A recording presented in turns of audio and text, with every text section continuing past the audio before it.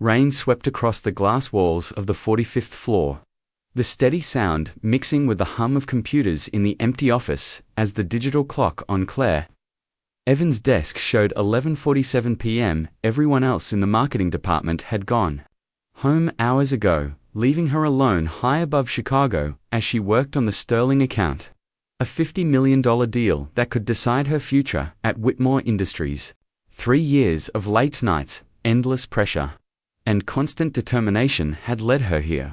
And tomorrow's presentation was her chance to secure both the account and her long-awaited promotion to Senior Marketing Director.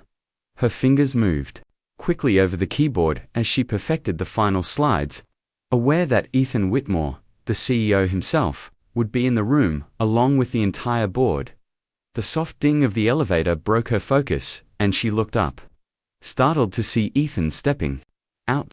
Even this late at night, he looked flawless. Tall and commanding in a charcoal suit with his tie loosened and his dark blonde hair just slightly mussed. "Claire," he said, his voice deep and warm with a touch of surprise, "I didn't expect anyone to still be here." She straightened her posture, ignoring the coffee stain on her blouse and the fact that her heels had been kicked off hours ago. "Mr. Whitmore, I was just finishing the Sterling presentation," she said. He stepped into her cubicle, his presence immediately filling the space. At 32, Ethan had transformed Whitmore Industries from a small Chicago startup into a billion-dollar empire, his confidence as much a part of him as the suit he wore. But tonight, there was a subtle difference, something softer in the steel blue eyes watching her. "You know, you don't have to call me Mr. Whitmore when it's just us," he said, settling into the chair beside her desk. "We've worked together long enough for first names, haven't we, Claire?" The way he said her name sent an unexpected shiver through her. She had admired him from her first day at the company, but she had kept those feelings buried because an office romance, especially with the CEO, was a risk she couldn't take. "How's the presentation?" Ethan leaned in slightly, scanning her slides, his subtle woodsy cologne stirring something she tried to ignore. "Almost done," she answered, careful to keep her voice steady. "Just making sure every detail is perfect." He studied her work for a moment, and then nodded. "This is impressive. The analysis is sharp, and your Sterling strategy is strong." The praise warmed her more than she wanted to admit. "Thank you, I've been refining it for weeks." "I can tell," he said, but then his expression shifted. "Something's missing." Her heart sank. "Missing the emotional connection," he explained. "The Sterling's value tradition, loyalty, personal ties. Your pitch is technically flawless, but it feels too corporate." Claire realized he was right and asked, "So how do I fix that?"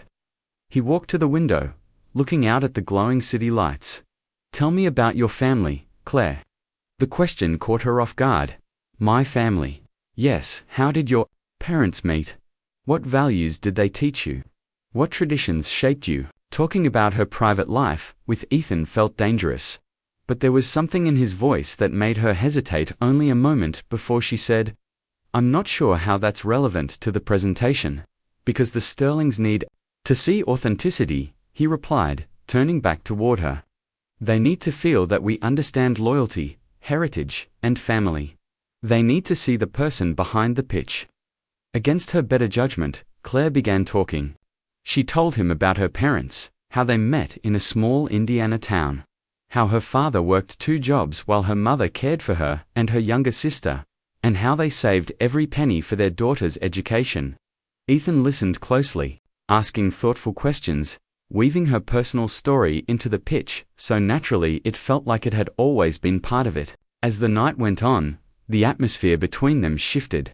He shared his own story, being raised by a single mother, the sacrifices she made, the loneliness that came with building an empire.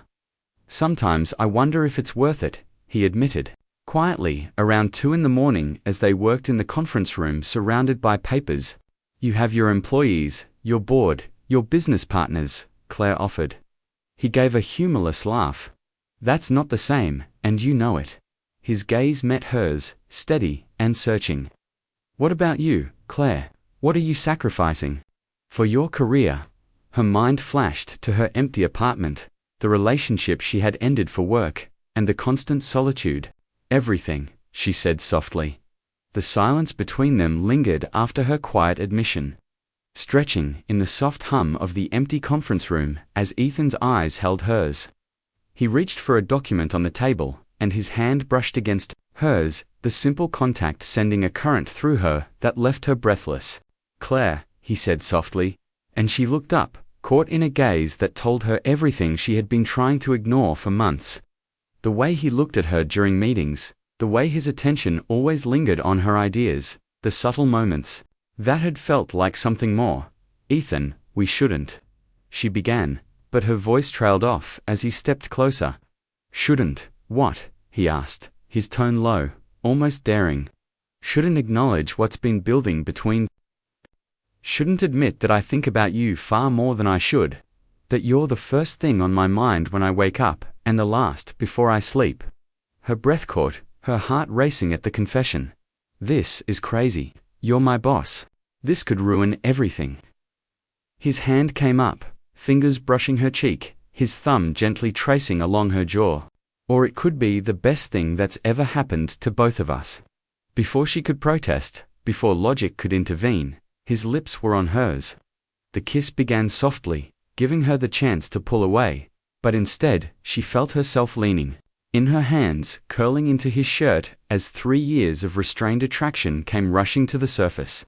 The kiss deepened, urgent and consuming, his arms wrapping around her and pulling her against him, the rapid beat of his heart pounding in sync with hers. She had never been kissed like this, passion and tenderness blending into something that felt dangerous and right all at once. When they finally broke apart, both breathless, reality crashed back in. "Oh God," she whispered, panic settling in as her professional instincts took hold. "What have we done?" Ethan's hands remained on her waist, his eyes dark with desire as he said, "Don't overthink this." But she stepped back, shaking her head. "This is a mistake. A huge mistake. I'm your employee, Ethan. This could destroy my career, my reputation. People will think I slept my way to the top. Every achievement I've worked for will be questioned." His voice hardened. "Anyone who knows you would never think that." "You don't understand," she said, tears threatening as the weight of her fears pressed in. "I've sacrificed everything for my career. I've proven myself over and over again, and now with one kiss, all of that could be meaningless." Without another word, she grabbed her purse and shoes, walking quickly toward the elevator. Ethan called after her, but she didn't stop, her hands shaking as she pressed the button, praying the doors would open quickly. "Claire, wait." His voice came closer. "We need to talk about this." "There's nothing to talk about," she said without turning. "This was a mistake, and it can't happen again." The elevator dinged and she stepped inside, pressing the button for the ground floor. The doors began to close, but just before they shut completely, Ethan's hand stopped them, and he stepped inside with her, his jaw set. "What are you doing?" she asked, pressing back against the far wall as he reached over and hit the emergency stop button. The elevator jolted to a halt between floors, the stillness broken only by the sound of their breathing. "I'm not letting you run from this," he said, his voice low and intense. "Not from me, not from us." "There is no us," she said quickly, but her voice wavered.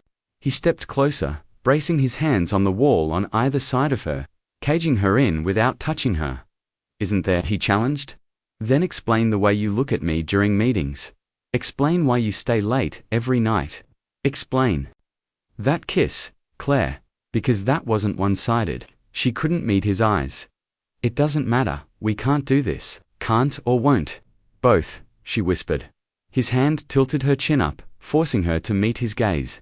"I've built this company from nothing. I've made millions, closed billion-dollar deals, and commanded rooms full of powerful people. But none of that has ever scared me as much as the thought of losing you." Her breath hitched as his words sank in. "I'm in love with you, Claire," he continued, his voice rough with emotion. "I have been for months, maybe longer. And if you're honest with yourself, you'll admit you feel the same." Her tears spilled over as the weight of his confession settled in. Ethan, she breathed.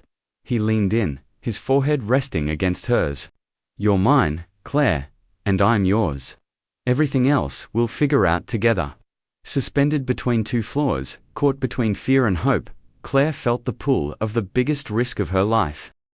Claire stared at her reflection in the bathroom mirror of her downtown apartment, trying to make sense of the woman looking back at her. Her lips were still slightly swollen from Ethan's kiss, her eyes carrying a mixture of fear, longing, and uncertainty. His words echoed in her mind. I'm in love with you, Claire. She had barely slept after getting home at 4 a.m. Ethan had eventually restarted the elevator, but only after making her promise they would talk again today.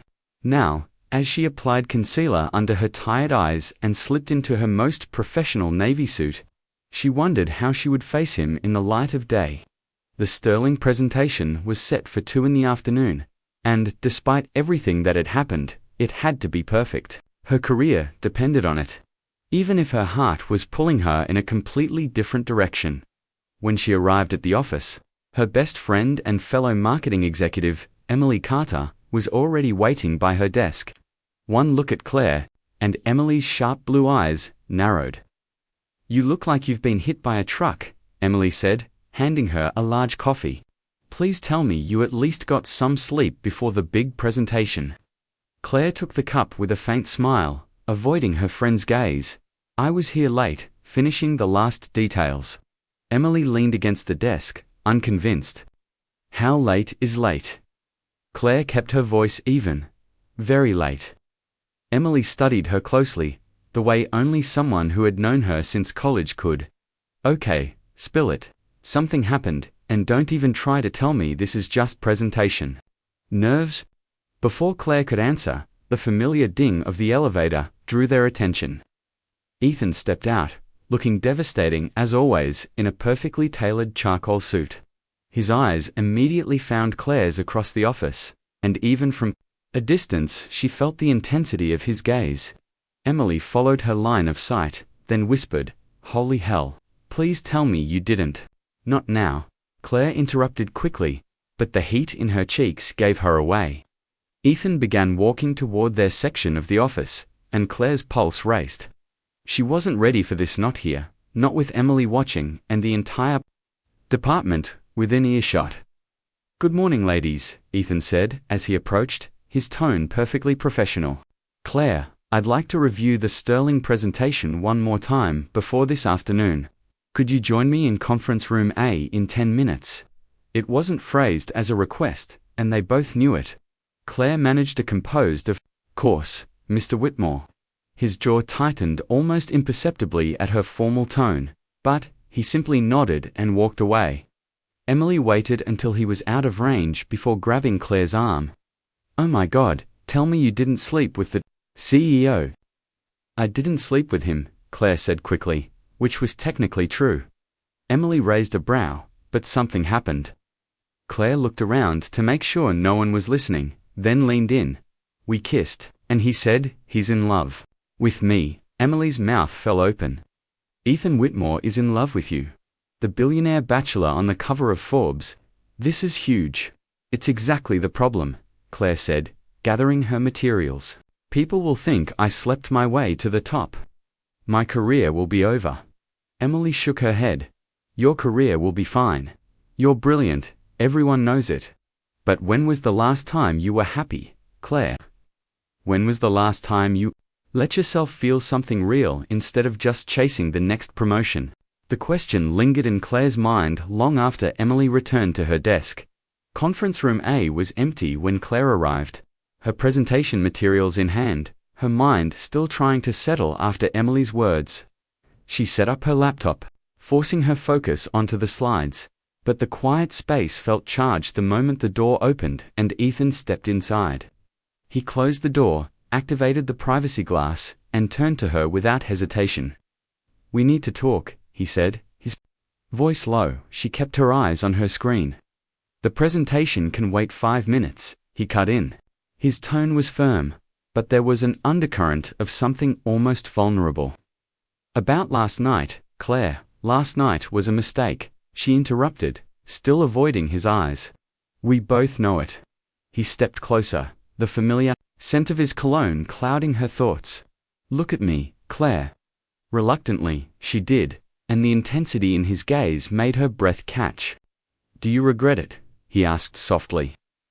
She wanted to lie, to say yes and bury everything, but the truth hung heavy in her silence.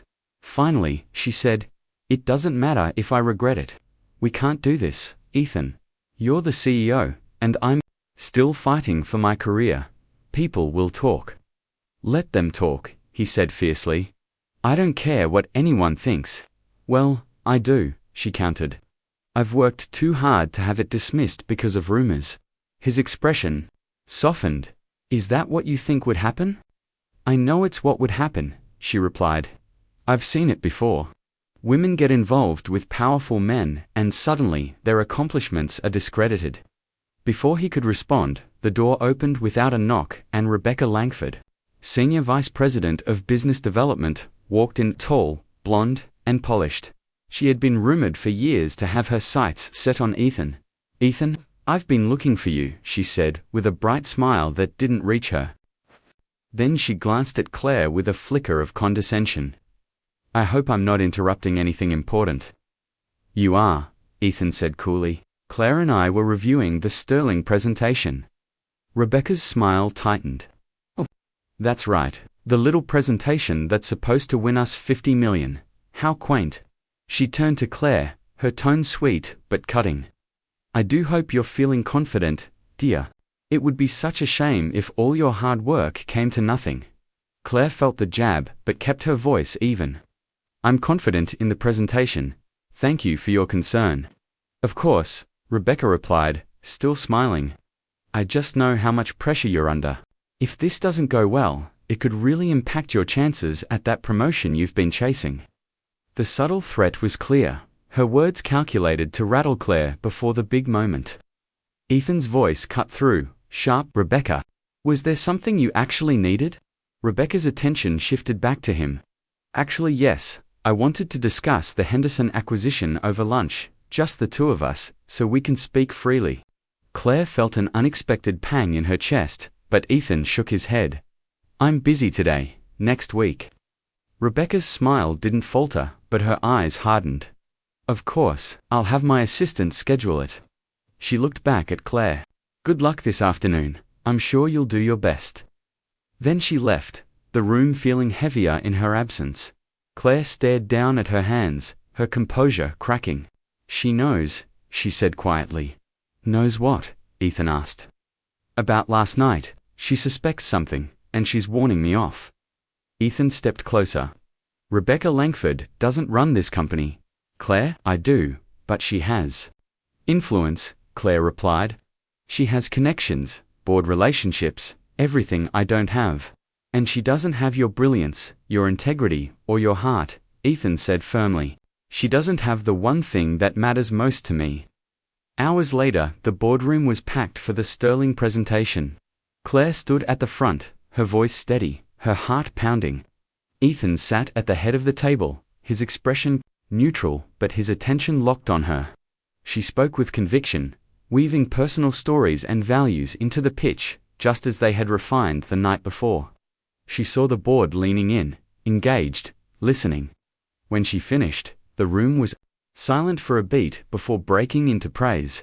Outstanding job, Ms. Evans, said Board Chairman William Grant. Exactly the kind of thinking we need to win the sterling account. Relief flooded through her as she stepped away from the podium, pride settling in her chest as the board members filed out. Ethan approached, his voice low enough for her alone. Congratulations, that was brilliant. She looked at him, still caught in the high of success. Thank you. His next words were quiet, almost casual. Dinner tonight, to celebrate, and to finish our conversation from this morning. Her instinct told her the smart move was to refuse, to keep her distance, but the look in his eyes drew her in. Okay, she said softly. That evening Claire found herself walking into a small Italian restaurant in Chicago's Gold Coast district. Far from the high-profile venues frequented by the city's business elite, Ethan had chosen the location well. intimate lighting, and a quiet corner booth, providing just enough privacy without feeling hidden. He was already seated when she arrived, standing as soon as he saw her, his expression a mixture of warmth and something deeper that made her pulse quicken. "You were incredible today," he said, raising his glass of wine once she sat down. "The way you connected with the board, the passion in your voice when you spoke about family values, it reminded me of the version of myself I used to be before I got so caught up in building the company." Claire felt heat rise in her cheeks. At the compliment, "I almost didn't include the personal elements. I was afraid they'd think it was unprofessional." "The personal elements were what made it brilliant," he replied. "They made it real." They talked as the evening unfolded, conversation flowing effortlessly from business to personal memories. Childhood stories, career ambitions, even favorite movies slipped into the mix. And for the first time in years, Claire felt herself laughing freely, her thoughts drifting away from work and deadlines. As they shared a dessert, she hesitated before asking, "Can I ask you something?" "Anything," Ethan said. "When did you know? When did you realize you had feelings for me?" A faint smile curved his lips, softening his normally controlled expression. "Do you remember your first week here? The Henderson meeting, where you dismantled their entire marketing strategy?" Claire winced at the memory. "I thought I was going to get fired for being too aggressive." "I was watching from the back," Ethan said. "You were passionate, sharp, fearless.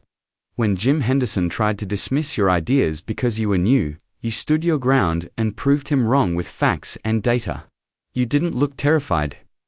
Looked strong, confident, unshakable. That's when I knew you were special." The attraction came later, but the respect started that day. Claire felt an unexpected sting of tears, hearing him speak about her work with such genuine admiration. "What about you?" Ethan asked. "When did you start seeing me as more than just your boss?" She thought for a moment, her mind drifting back. "The charity gala last year," she said finally. "You were dancing with Mrs. Turner, the 80-year-old widow who donated $1 million to the Children's Hospital. She barely reached your shoulder, but you danced with her like she was the most important person in the room. I remember thinking any man who would show that kind of kindness was someone worth knowing better, someone worth loving." The word slipped out before she could stop it, and they both fell silent. Ethan's gaze softened, but she quickly stood, her pulse spiking. "This is moving too fast. I need time to think."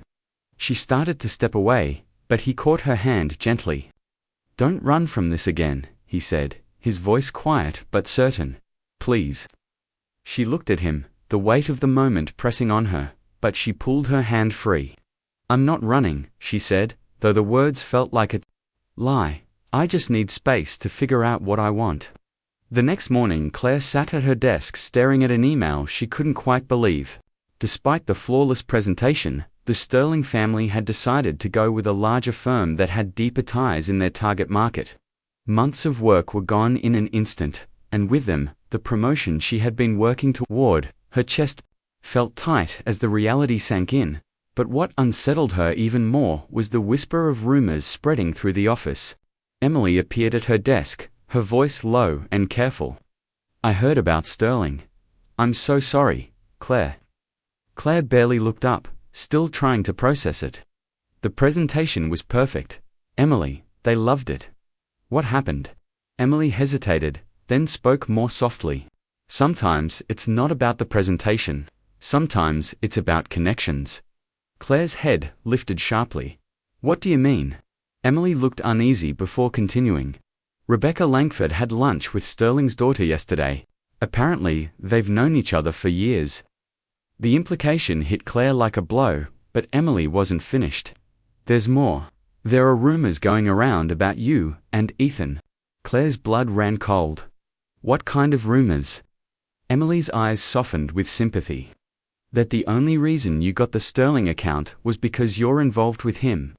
Even though Claire had expected it, hearing it aloud was crushing. "That's not true," she said, her voice trembling. "I got the account because of my work on the Hawthorne campaign." Emily nodded.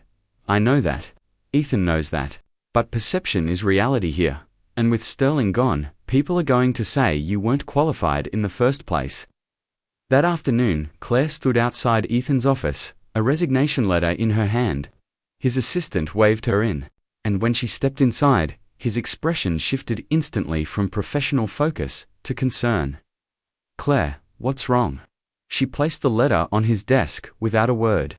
He looked at it, then at her. "You're resigning. It's for the best," she said, proud. Her voice stayed steady. "Because of Sterling, because of the rumors, because of everything. The politics, the impossible situation we've created." He stood, coming around the desk to face her. "We can fight this. We can prove your work speaks for itself." "Can we?" she asked.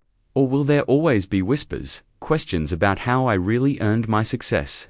"I don't care about whispers," Ethan said fiercely. "But I do," she replied. "I told you that before, and I meant it."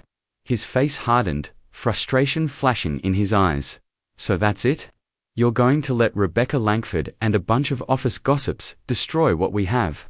What we have is complicated and dangerous for both of us," she said, her voice softening. "What we have is real," he countered. "What we have is worth fighting for." Her eyes burned with tears. "Maybe it is, but I'm not sure. I'm brave enough to find out." She turned to leave, but his voice stopped her. "If you walk out that door without even trying, you'll regret it for the rest of your life." Her hand hesitated on the door handle. "Maybe," she said quietly, "but at least I'll still have my integrity." His voice dropped. "Your integrity was never in question, Claire. Not for anyone who matters." But she was already gone, leaving him alone with her resignation letter, and the echo of words that felt like goodbye. 3 weeks had passed since Claire walked out of Whitmore Industries, and each day felt heavier than the last. She had taken a temporary consulting role at a small marketing firm in Evanston, but the work felt empty compared to the high-stakes challenges she had left behind. Worse than the professional shift was the quiet ache in her chest every time her thoughts drifted to Ethan. Emily called almost daily, offering updates from the office. Updates Claire told herself she didn't care about, but every detail stuck. Ethan had been working 18-hour days, speaking to almost no one unless absolutely necessary. The Sterling account had been reassigned to Rebecca Langford, who had promptly failed to secure it despite her family connections.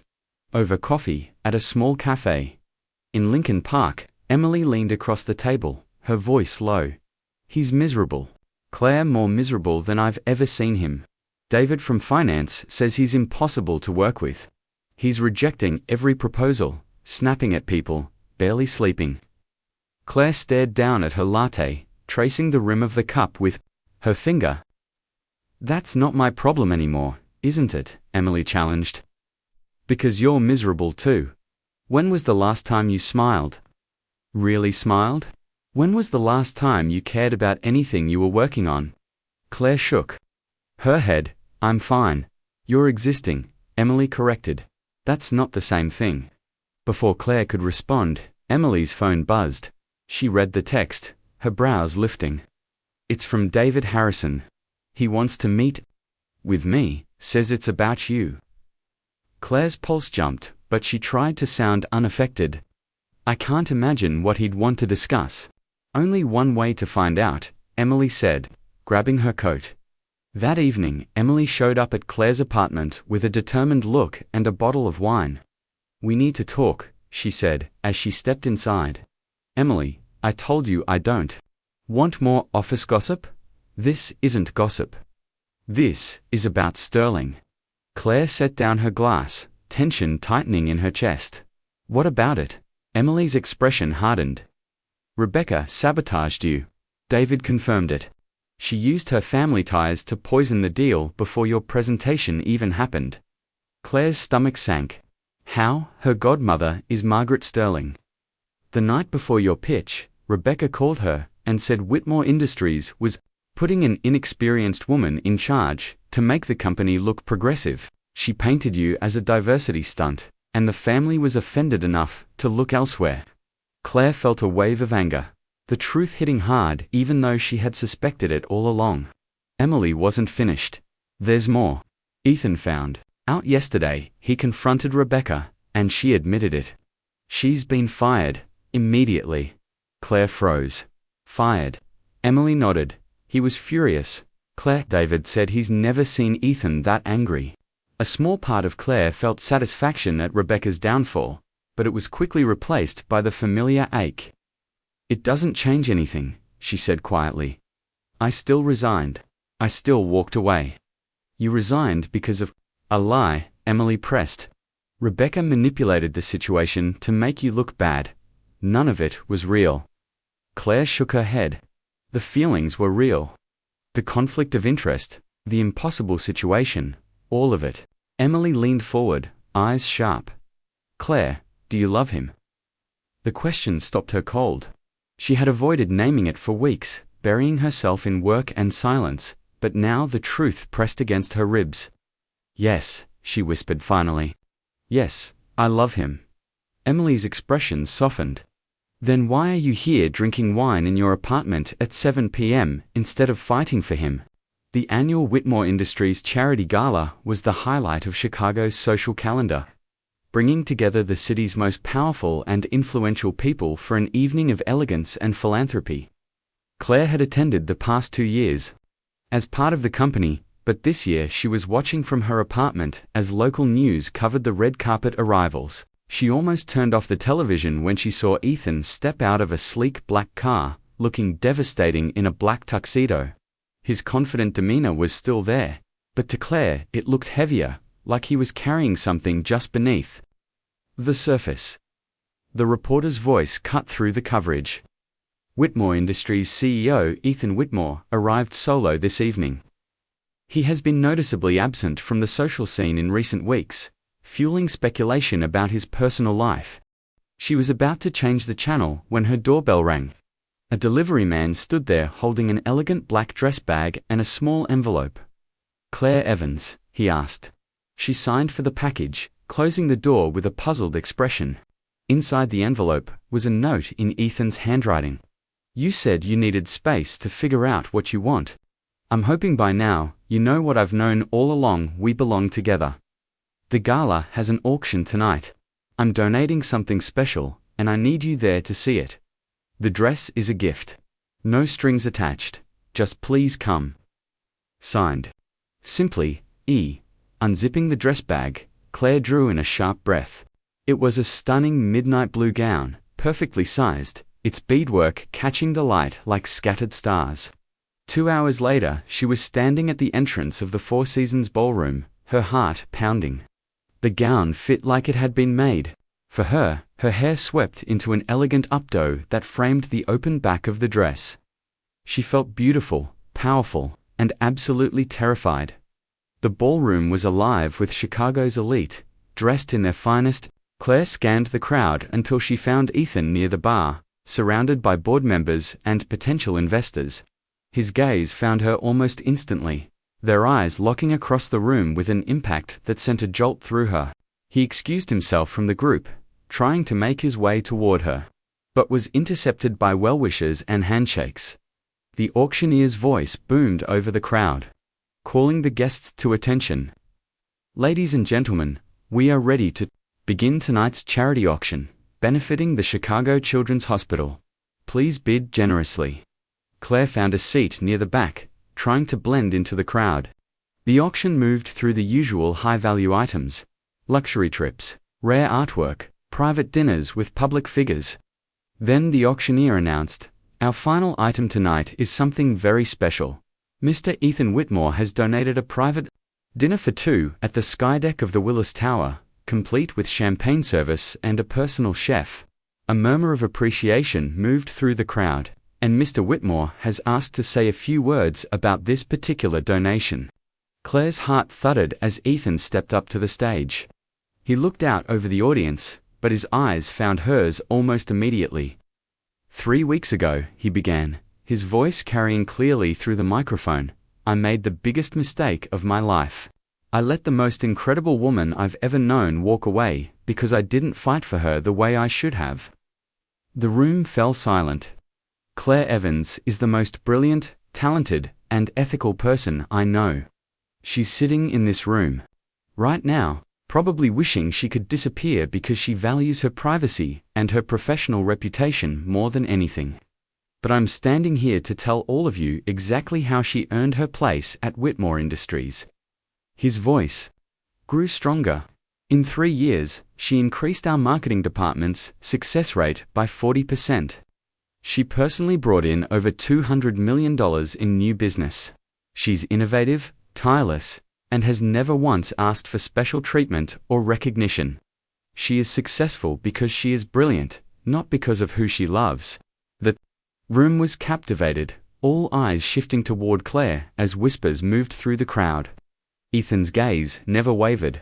Claire, if you'll have me, I want to spend the rest of my life proving that we can build something beautiful together. Without compromising who you are or what you've accomplished. Claire's legs felt like they might give out as she stood, the entire ballroom watching. Slowly, she began to walk toward the stage, her heels clicking on the marble floor in the quiet room. Ethan stepped down to meet her, hope and fear etched in his expression. Standing in front of him, she shook her head slightly, a small smile tugging at her lips. "You're crazy," she said softly. "Crazy about you," he replied. "This is completely unprofessional," she added, smiling through the tears that blurred her vision. "Probably," he agreed. "Do you care?" She glanced at the crowd, saw nothing but curiosity and approval. "No," she said clearly, her voice steady. His smile widened. "Does that mean you'll give us a chance?" Instead of answering with words, Claire stepped closer and kissed him. The ballroom erupted in applause as he wrapped his arms around her, holding her like he would never let go. 6 months later, Claire stood in the bridal suite of the Fairmont Chicago, gazing at her reflection in the full-length mirror. Her wedding dress was elegant and understated, with delicate lace at the bodice and a flowing train that seemed to move like water when she turned. Emily adjusted her veil, while Claire's mother, who had flown in from Indiana, dabbed at her eyes with a tissue. "I'm so proud of you, sweetheart," her mother said softly, her voice thick with emotion. "Not just for finding love, but for finding the courage to accept it." Claire smiled at her reflection, thinking of everything that had changed since the gala. She had returned to Whitmore Industries as Senior Marketing Director, a promotion she had earned on her own merit. The office gossip faded quickly after several major clients specifically requested to work with her. Ethan had kept his promise to maintain professionalism at work. During business hours, they were colleagues, and after 5, they were partners in every sense of the word. It wasn't always easy, but they made it work through trust, respect, and a shared commitment to each other's success. Emily peeked through the curtains. "It's time. The guests are seated, and your very handsome groom looks nervous." Claire took a deep breath as her father offered his arm, leading her toward the garden courtyard where the ceremony was set. White roses lined the aisle, twinkling lights strung above creating a fairy tale glow. Friends from college, colleagues from the company, and family members filled the seats. But her eyes were fixed only on Ethan. Standing at the altar in his black tuxedo, he looked at her like she was the only person in the world. His expression unguarded and full of emotion. When her father placed her hand in Ethan's, she felt a sense of peace settle over her. The minister's voice began the traditional words, but Claire barely heard them, lost in the moment. When it came time for the vows, Ethan went first. "Claire," he began, his voice shaking slightly. "You taught me that success isn't worth anything if you have no one to share it with. You showed me that love doesn't make us weaker, it makes us braver. I promise to support your dreams, celebrate your victories, and stand by you through every challenge." Her own voice trembled when she spoke. "Ethan, you saw me when I was trying to stay invisible. You believed in me when I didn't believe in myself. You taught me that I don't have to choose between love and success, that I can have both if I'm brave enough to fight for them. I promise to be your partner in everything, to challenge you to be your best, and to love you with my whole heart for the rest of my life." When the minister pronounced them husband and wife, Ethan kissed her softly, the promise of forever sealed. Between them, the reception was held in the grand ballroom, the same space where Claire had attended countless corporate events. but tonight it was transformed with candlelight and flowers. Their first dance to it last was quiet and intimate, Ethan leaning down to whisper, "Any regrets, Mrs. Whitmore?" Claire smiled, feeling the weight of her new wedding ring. "Just one," she teased. "What's that?" he asked, slightly alarmed. "I regret waiting so long to say yes." 2 years later, Claire stood at the front of the conference room in Whitmore Industries' new Portland office, addressing a team of young marketing executives. As vice president of marketing for the entire West Coast division, she had earned every bit of her position through consistent results and innovative strategies. Her wedding ring glimmered faintly under the lights as she gestured toward the presentation screen. The key to successful marketing is authenticity. Clients can sense when you're genuine versus when you're just trying to sell them something. Build relationships based on trust and mutual respect, and the business will follow. After the meeting, she returned to her office and opened her laptop just in time to see a video call from Emily, who had been promoted to Senior Marketing Director in Chicago. "How did the Portland pitch go?" Emily asked. "Perfectly," Claire replied. "I think we're about to land Morrison Electronics." Emily grinned. "Ethan's going to be proud." Claire smiled softly. "He already is. We've learned to celebrate each other's wins like a team." Emily's grin widened. "Speaking of teams, when are you and Ethan going to start working on some little team members?" Claire laughed, feeling warmth rise in her cheeks. "We've been talking about it. Maybe in the next year or two, once the Portland office is fully settled." Emily's excitement came through the screen. "I can't wait to be Auntie Emily." That evening, Claire returned to their penthouse in Chicago to find Ethan waiting on the terrace with a bottle of wine.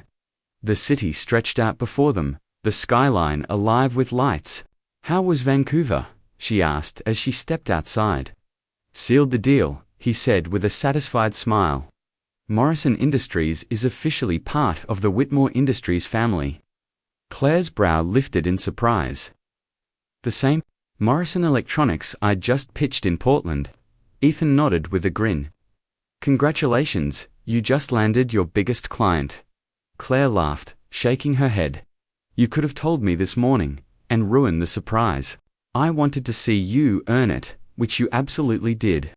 They sat together as the sun dipped below the horizon, the city glowing in the evening light. "Do you ever think about that night?"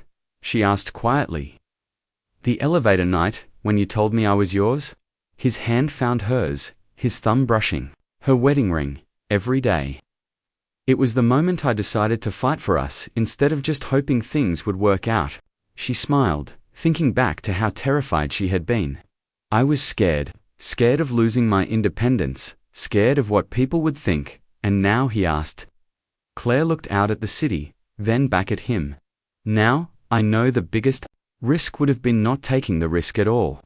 I almost lost the best thing that ever happened to me because I was afraid of what might go wrong instead of what could go right." He lifted her hand to his lips, kissing the ring.